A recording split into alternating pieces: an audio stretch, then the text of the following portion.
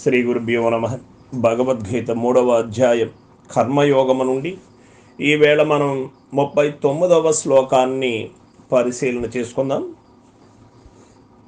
ఆవృతం జ్ఞానమేతేన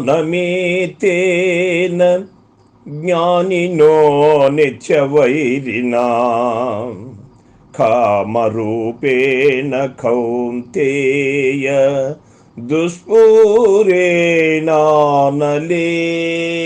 చ. ఓ అర్జున,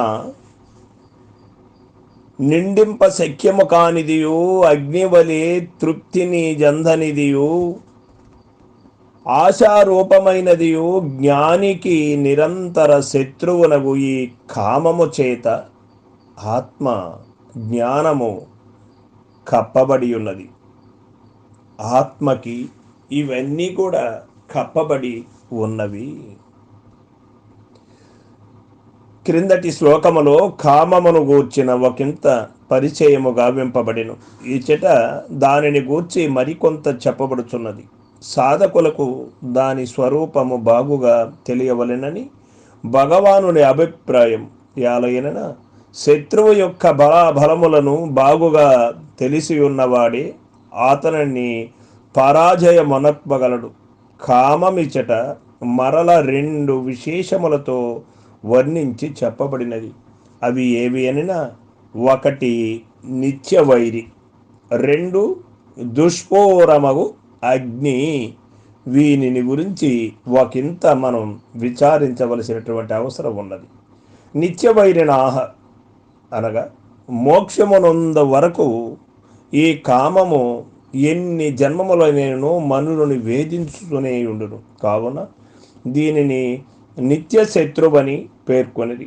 ప్రపంచములో శత్రువులు అనేకులు ఉండవచ్చును, కానీ ఒకప్పుడు శత్రువుగానున్నవాడు కాలక్రమమున మిత్రుడుగా మారిపోవచ్చును. కావున వారందరూ అనిత్య శత్రువులు అని మనం చెప్పుకోవలసి ఉంటుంది. ప్రపంచంలో ఒకే ఒక నిత్య శత్రువు జీవునకు కలడు. వాడు ఎవడు అంటే అతడే కామము. ప్రతి క్షణము ముముక్షువును పడగొట్టుటకై అతడు వేచియుండును. మహా పండితులను, బలవంతులను, రాజాది రాజులను, ఇంద్రులను, చంద్రులను అందరినీ త్రుటి కాలంలో అతడు పడగొట్టి వైచును. 1000 ఏళ్ల ఆధ్యాత్మ సాధనలో చాలా వరకు ముందుకు సాగిన ఉద్దండులను కూడా వారు ఒకంత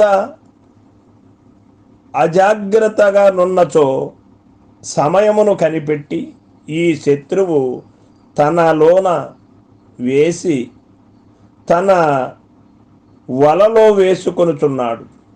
పరమపద సోపాన పటములోని పెద్ద పాముతో వీనిని పోల్చవచ్చును. పైకి పోయిన సాధకుడు వీని నోటిలో పడి మొదలకు వచ్చును.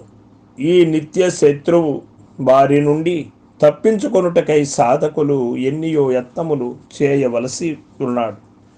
ఒకవేళ ఆ కామము పైన తొలగినను వాసనారూపముగా హృదయములో మరి కొంతకాలము తిష్ట వేసుకొని ఉండును. కావున వివేక వైరాగ్యాదులచే ఆత్మ విచారణచే దానిని నిశ్చయముగా తొలగించి వేయువాడు ధన్యుడు.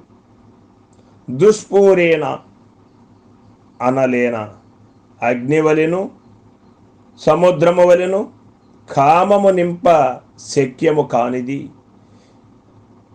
ఎన్ని సమిదలు వేసినను అగ్ని చాలును అని అనదు. ఎంత నదీ జలము వచ్చి చేరినను సముద్రము చాలును అని చెప్పదు.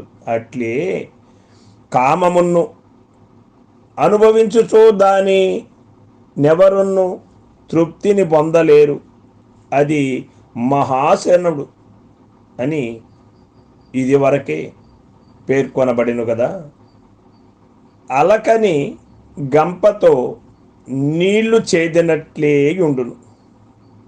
ఆ కామమును పూరించుటకు చేయూతున్న ఆ గంప ఏ నాటికి నిండదు. అట్లే తృప్తోస్మి అని కామము అనదు.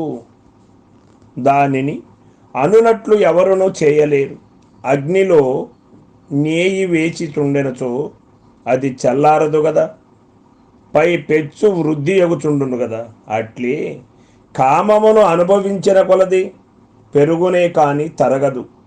ఈ సందర్భమున భాగవతమునందలి యయాతి అనుభవపూర్వకముగా పలికిన పలుకులు ముముక్షువులచే స్మరింపదగినవి.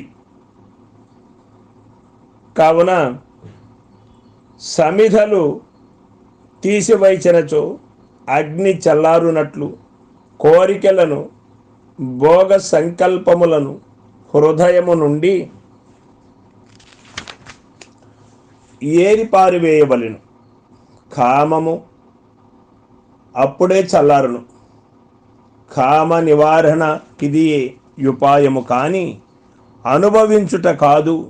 సంస్కృతములో ఆలం అనగా చాలు అని అర్థం. ఇక్కడ అనలం అనగా చాలదు అని అర్థం. ఇక్కడ ఎంత ఆహుతి వేసినను అగ్ని చాలదని చెప్పును. కావున దానిని అనలం అని పేర్కొనిది. కామమును అట్టిదే అని భగవానుడు పలుకుచున్నాడు. మరియు తన్ను సృజించు వారిని అగ్నివలె కాల్చుటబట్టియు దానిని అగ్నితో పోల్చి చెప్పిరి. జ్ఞానినో నిత్యవైరినా. కామము సర్వజీవులకును అనర్థము కలిగించునని, అట్టి అనర్థమును తెలుసుకునివాడు తొలగించుటకు యత్నించువాడు ఆ జ్ఞాని మాత్రమే అగుట వలన అది అతని శత్రువు వగిది ఉండును.